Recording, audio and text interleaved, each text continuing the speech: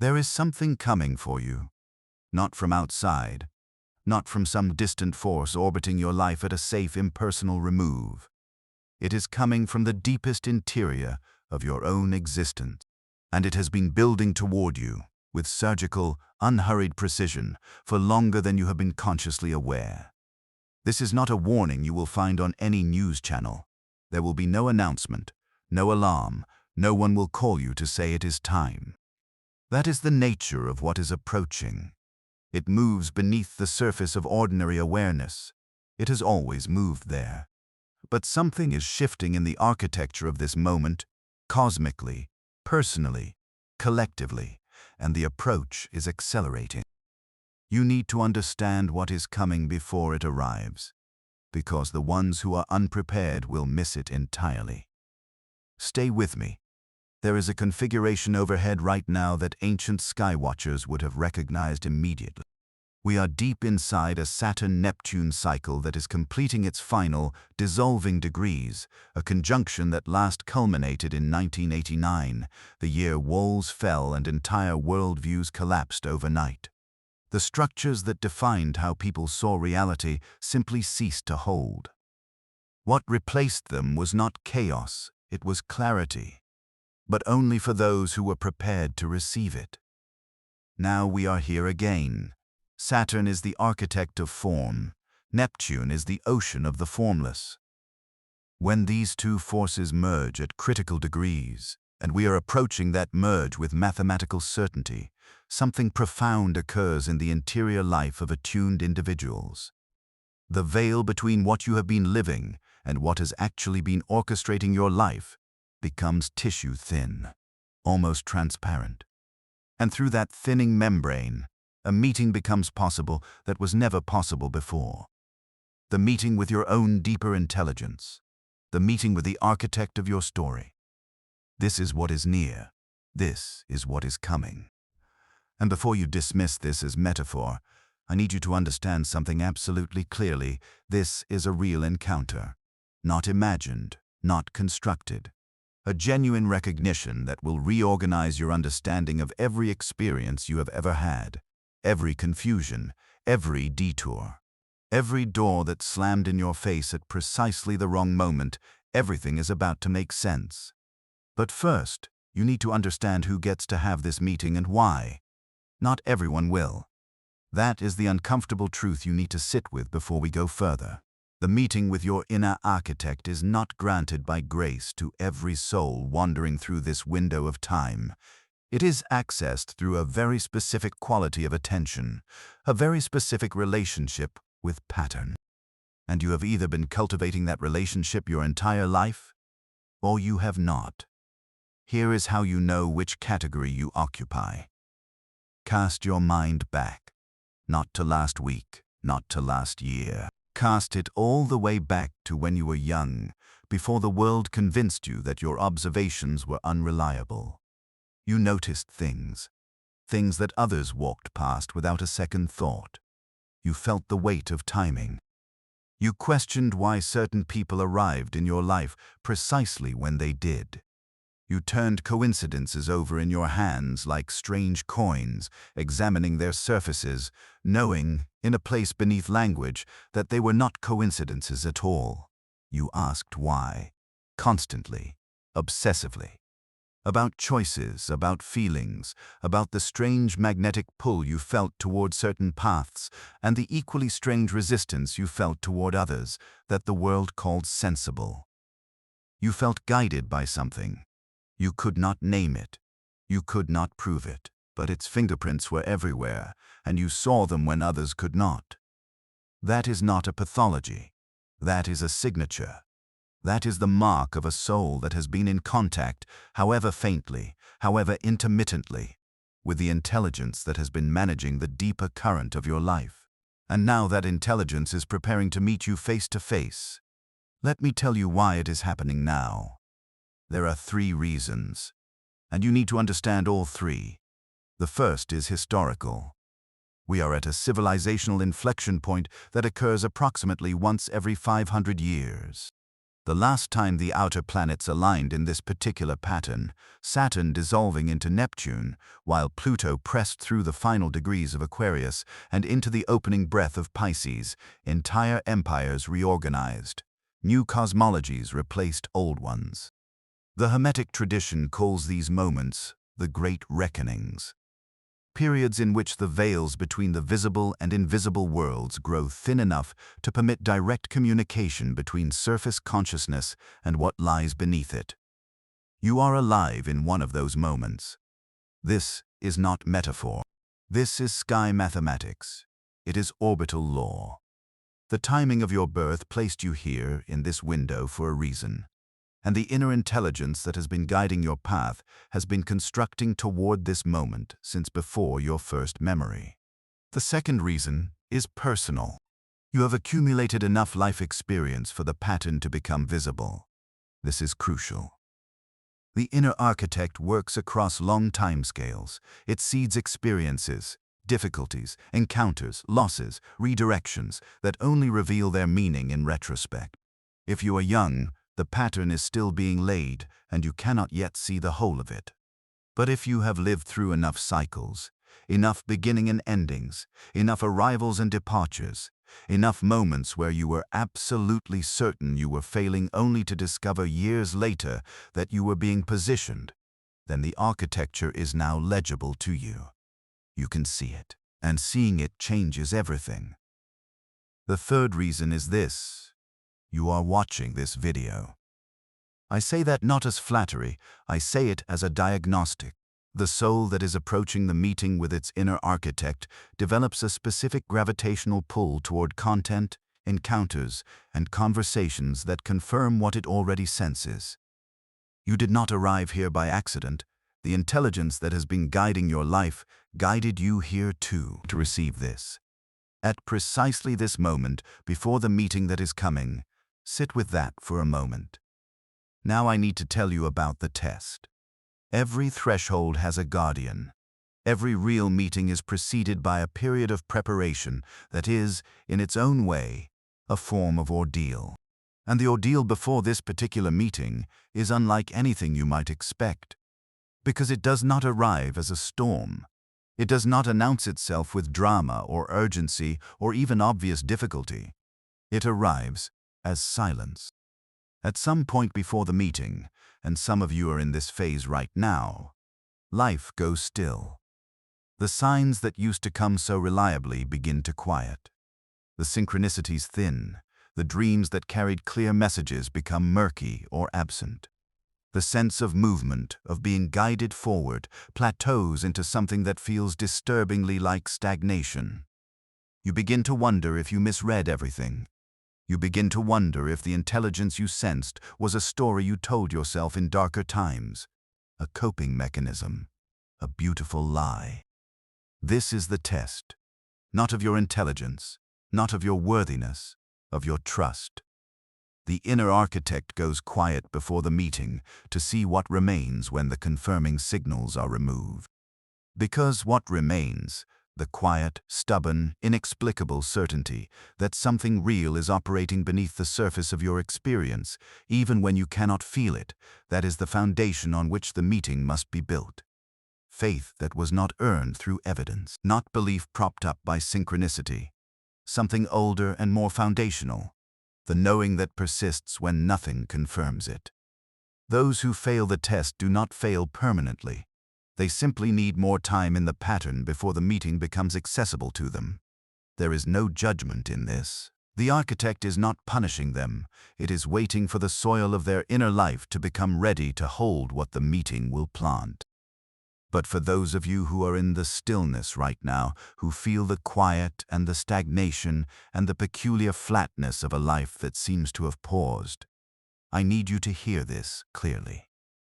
You are not lost. You are not failing. You are in the antechamber. The meeting is closer than it has ever been. The silence is not absence. The silence is preparation. Hold your position. Now let me tell you how the meeting arrives, because this is where most people get it wrong. They expect a single thunderclap moment, a vision, a download, a voice in the night that narrates the grand design with perfect clarity. And while some souls do receive experiences of that nature, they are the exception rather than the rule. For most, the meeting arrives through three distinct doorways. The first doorway is the dream. Not every dream. You will know the ones I mean. They arrive during this period with a strange density, a weight that ordinary dreams do not carry. In them you encounter people, places, and situations that appear unconnected on the surface. A childhood friend standing in a city where you lived in your 30s. A conversation with someone you barely knew who says something that has been unanswered in you for decades. A sequence of images that links experiences from entirely different chapters of your life into a single, coherent narrative. When you wake from these dreams, you will not be able to explain them rationally, but you will feel something unusual. Recognition. Not recognition of the content, but of the logic.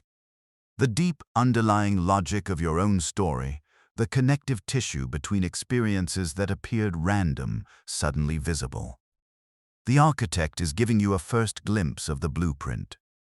Do not dismiss these dreams. Write them down. Every image, every anomalous detail. You will understand more of them with time. The second doorway is the mirror. During this period, you will encounter people whose stories reflect your own with unsettling accuracy. A stranger describes a sequence of experiences that maps precisely onto your own interior history. Someone in your life reaches a crossroads that you recognize, not because you have been told about it, but because you have lived it, perhaps years earlier, perhaps in a different form. And as you observe them, something happens. You see your own path with a clarity that your own proximity to it never allowed. This is not coincidence. The architect uses external mirrors to show you things about your own design that you cannot see from the inside. Pay close attention to who appears in your life during this window. Pay close attention to the stories that move you unexpectedly.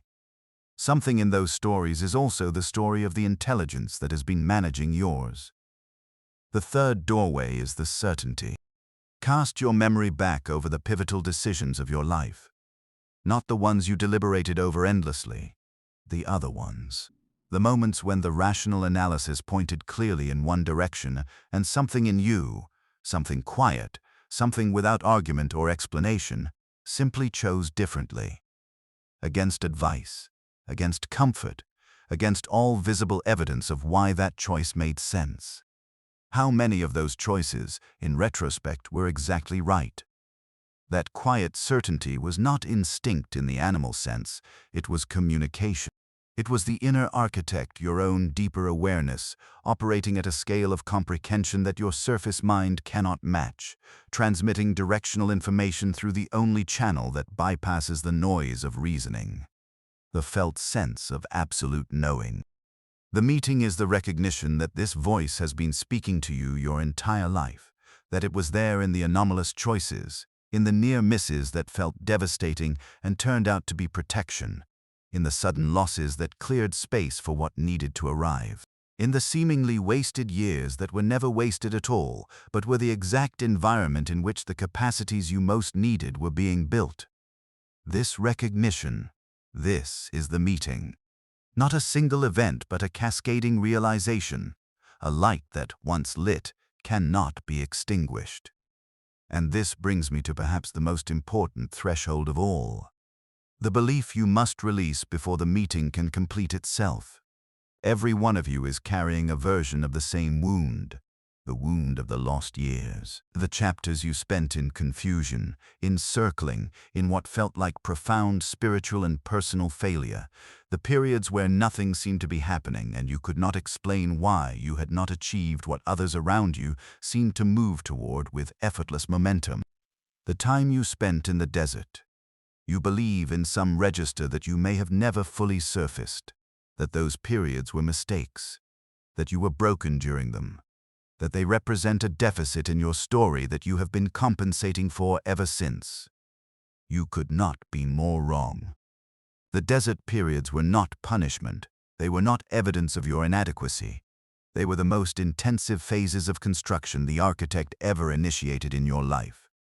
Patience was being forged in those years, specific forms of resilience that could not be developed through comfort, a quality of perception that only emerges through sustained uncertainty. The particular gravity of someone who has been tested by stillness and chosen against all instinct to remain. Every experience you labeled a failure was curriculum. Every relationship that ended was a graduation, not a verdict. Every direction that closed was not a wall, it was a corridor, routing you with precision toward the destination that the architect had always known was yours. When this understanding moves from concept into felt reality, when you stop merely believing it intellectually and begin to feel its truth in the body, the meeting has arrived. And something extraordinary happens immediately after.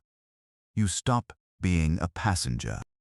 This is the final and perhaps most radical implication of the meeting, and I do not want you to move past it without understanding its full weight. Before the meeting, even the most spiritually aware soul is to some degree being acted upon, being guided, being moved through experiences whose purpose they cannot fully see. There is wisdom in that posture. There is humility in allowing the deeper intelligence to work without constant interference from the surface mind's agenda. But the meeting changes the relationship. Recognition of the architect does not end the guidance. It changes your position within it. You move from passenger to co-navigator. You begin to work with the intelligence rather than simply being worked upon by it. Your choices, made now with a conscious understanding of the pattern, carry a different quality of power. They are not just decisions, they are additions to a design you can now partially see and consciously contribute to. The questions that have defined your inner life begin to reorganize themselves. The question was, where is this going? After the meeting, the question becomes, what do I want to build next? The difference between those two questions is not merely semantic. It is the difference between two entirely different modes of existence. You are approaching the second mode. And here is what I need you to carry from this moment forward. The signs will not always be obvious. The timing will not always be comfortable. The stillness will return. The architect is not obligated to explain every choice it makes, any more than you are obligated to explain each of your decisions to every cell in your body. There will be periods where you cannot see the design and must navigate by the memory of having seen it. That is not a regression. That is the nature of operating at the edge of the pattern's legibility. But you will not go back to not knowing. That is the irreversibility of the meeting. Once you have seen the blueprint, once the intelligence that has been arranging your life has shown itself to you as a real, operative, aware presence within your own consciousness, the information cannot be unfiled. It becomes structural. It becomes the new lens through which every subsequent experience is interpreted. You are not the random accumulation of events that the surface narrative suggests. You are a designed being, an intentional project. A consciousness that arrived here with a specific architecture of experiences mapped out by an inner intelligence that has never once lost track of you. Not in the confusion, not in the desert, not in the silence before this meeting. It has always known where it was going. And now, finally, so will you. The meeting is not a future event. It is not waiting for you somewhere down the road in a perfect moment you have not yet earned. It is collapsing into the present with every second of honest reflection you give to your own story. Every moment you allow the pattern to become visible without rushing to reinterpret it into something more comfortable. Every time you choose, in the silence, to trust the intelligence that has brought you intact through everything that should have destroyed you. You are already in the meeting. You have been in it since the moment you felt, in the quiet place beneath language, that your life was not random. What changes now is that you know it, and that changes everything. If this reached something in you, something you have known for a long time but needed to hear said aloud, leave a comment below. Tell me what pattern just became visible. Tell me what chapter you are finally able to understand. This space is for the ones who are ready. The ones who were always going to be here, in this moment, receiving this. You know who you are. Subscribe, because what is coming next in this series goes even deeper into the architecture, and you will not want to receive it from a place of unpreparedness. The pattern continues, and so do you.